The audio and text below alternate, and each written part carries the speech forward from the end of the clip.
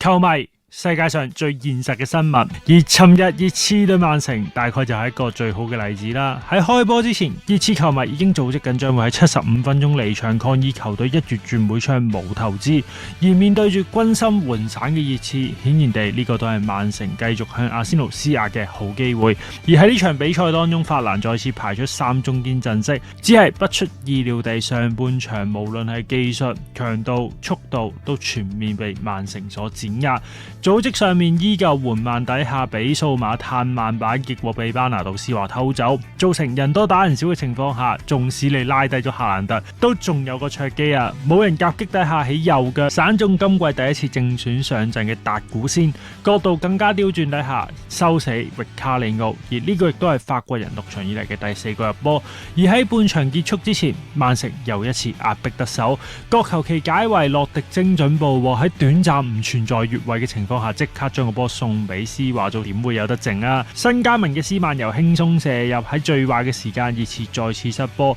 毫無疑問地呢個入波亦都令到本來已經好失望嘅熱刺球迷更加雪上加霜，只係無論任何情況下勇往直前，永不放棄。蘇蘭基選擇貫徹名門嘅引導，第53分鐘走出嚟拯救球隊，打開八門遁甲，先係撞開侯辛諾夫，然後再喺基爾打算攔截嘅情況下，仿佛小志強上身一樣，連波帶腳射向龍門，造成4人包圍下入波嘅畫面。但你以為呢個已經足夠精彩？呢個入波仲為球隊帶嚟咗團結，熱刺球迷亦都重新企返喺球隊嘅背後。加拉加仿佛衝鋒21一樣，喺曼城球員猶豫之間衝前偷走個波，直奔底線。縱使個傳中有啲靠後，但係足球就係蘇蘭基嘅朋友啊！蠍子擺尾，成功笠過接近2米嘅當拿龍馬，乜嘢抗議嘅事都唔記得啦。熱刺球迷亦都用最大嘅打氣聲去幫球隊打氣，結果喺尾段嘅時候甚至有機會反超，只係強大嘅龍馬亦都唔會俾你得逞。結果亦都就係咁，尋日嘅Big Six大戰，雙方握手言和。